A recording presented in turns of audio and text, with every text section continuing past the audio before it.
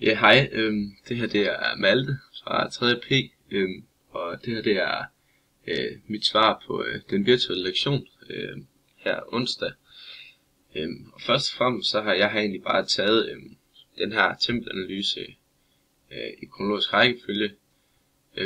Og ja, det er egentlig det første spørgsmål lyder egentlig på en lille præsentation af templet, eksempelvis hvad det hedder. Og det her tempel jeg har valgt, det er det såkaldte Segesta Temple. Hvilket egentlig hænger sammen med, at det her tempel det ligger i Segeste. Og det er også derfor, det hedder det. Så kommer der et spørgsmål, hvilken gud eller gudinde er det tilknyttet? Der har jeg også så prøvet at sidde og søge lidt på nettet og så videre, og jeg kunne simpelthen ikke formå at finde ud af et bestemt gud, det var tilknyttet. Fordi det var sådan, ud fra det jeg kunne finde, så var der ikke rigtig opgivet noget specielt formål med templet. Og det var også lidt atypisk, at det faktisk var opsat her i Segeste i Italien, fordi det var ikke et område, der var præget af særlig mange grækere, der boede der. Og så samtidig så står det her tempel lidt ufærdigt tilbage, og det er også derfor, det er lidt med til at gøre det lidt uklart, hvilken gud eller gudinde det er tilknyttet. Og hvor i verden findes så det her tempel, og det findes som sagt i Segeste, som ligger i Italien, og det blev bygget i 420 år før Kristus. Nu vil jeg så beskrive grundplanen. Og det er egentlig bare lige sådan kort, jeg vil gøre det, hvor den så også spørger, hvilken type det er. Og jeg har sagt, at det her tempel, det er et peripteralt tempel. Og det har jeg simpelthen sagt, fordi at man kan se, at der går søjler hele vejen rundt om templet. Så derfor har jeg sagt, at det er et peripteralt tempel. Samtidig så har jeg sagt, at templet det indeholder naos, hvilket altså er den her indgang, hvilket altså er inde i templet. Og så har det pronaos, hvilket er det her lille stykke, der er uden for templet. Nu kan man godt nok ikke se det på det her billede, men jeg fandt en grundplan over, hvordan templet det havde set ud, hvis det var bygget fuldt færdigt.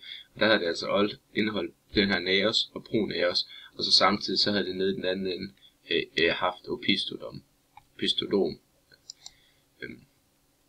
Så skal jeg beskrive templet nedefra og op, hvor jeg udpeger de enkelte elementer. Og her har jeg startet med at sige, at vi blandt andet kan se krebis i bunden af templet, hvilket altså er den her trappe, så leder op til templet. Og de første to trin, som man kan se, det er lidt svært at se lige fra, men der er et trin her i bunden, og så er der et trin lige herover. Det er de første to trin, de kendes som stereobat. Og hvor vi så ved det øverste trin her har stylobaten. Søjlerne her, de har ingen base, de har ingen udsmykket base, de ligger bare oven på den her sten, hvilket er meget dorisk. Derudover så har søjlene ikke nogen kandelurer, altså de her små indhug hele vejen på. Sådan at de her små indhug hele vejen op igennem søjlen, de her riller, det har de her søjler altså ikke. Og samtidig så er der ikke noget kapital. Og her kan vi blandt andet se ved søjlens afslutning, at da der ikke er noget kapital, så er der her en echinus, hvilket altså er den her lille runde udfladning, hvor det så er efterfulgt af abacus, som er den her sten, der ligger lige over. Og det har det altså i stedet for et kapital, som man ser blandt andet på det ioniske og korintiske.